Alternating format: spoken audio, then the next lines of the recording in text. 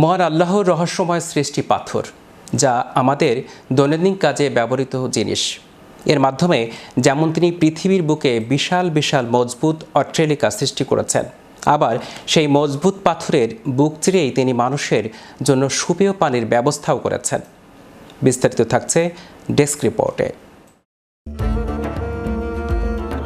মহান আল্লাহর রহস্যময় সৃষ্টি পাথর, যা আমাদের দৈনন্দিন কাজে ব্যবহৃত জিনিস। এর মাধ্যমে যেমন তিনি পৃথিবীর বুকে বিশাল বিশাল মজবুত অট্টালিকা সৃষ্টি করেছেন, আবার এই মজবুত পাথরের বুক চিরেই তিনি মানুষের জন্য সুপেয় পানির ব্যবস্থাও করেছেন। পবিত্র কুরআনে ইরশাদ হয়েছে, আর স্মরণ করো যখন মূসা তার জাতির জন্য পানি চাইলেন, আমি বললাম আপনার লাঠি দ্বারা পাথরে আঘাত করুন, ফলে তা হতে 12টি প্রস্রবণ প্রবাহিত হলো। প্রত্যেক গোত্র নিজ নিজ পানি গ্রহণের স্থান জেনে নিল।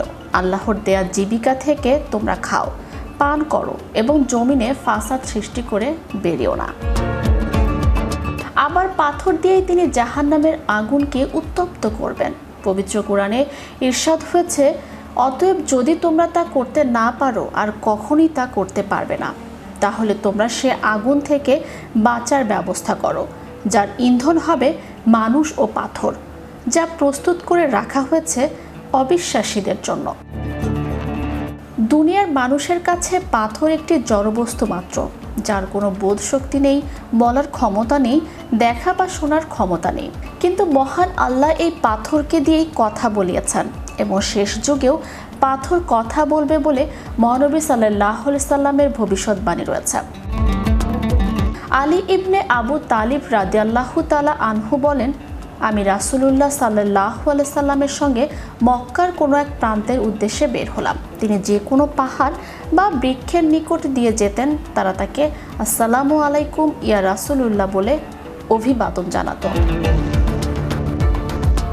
অন্য হাদিসে ইরশাদ হয়েছে, আব্দুল্লাহ ইবনে উমার থেকে বর্ণিত, রাসূল সাল্লাল্লাহু আলাইহি সাল্লাম বলেন, তোমরা এবং ইহুদি সম্প্রদায় পরস্পর যুদ্ধে লিপ্ত হবে।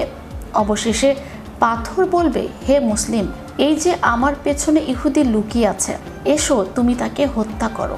শুধু তাই নয়, মহানবী সাল্লাল্লাহু আলাইহি সাল্লামের ভবিষ্যৎ মতে মহান আল্লাহর অন্যান্য সৃষ্টির মতো পাথরও আমাদের প্রতিটি কর্মকাণ্ডকে পর্যবেক্ষণ করে। আখিরাতে এই পাথরও আমাদের কৃতকর্মের সাক্ষ্য দেবে।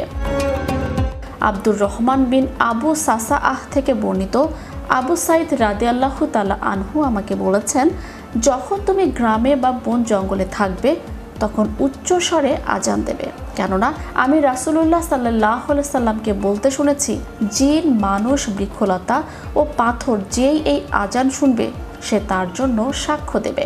সুবহানাল্লাহ। এভাবেই মহান আল্লাহ তার অসংখ্য অগণিত সৃষ্টিকে আমাদের খেদমতে নিয়োজিত রেখেছেন। আমাদের উচিত প্রতি মুহূর্তে মহান আল্লাহর শুকরিয়া আদায় করা, অন্যথায় এই সৃষ্টিগুলোই আমাদের বিপক্ষে সাক্ষী দেবে। Magic Bangla TV news desk.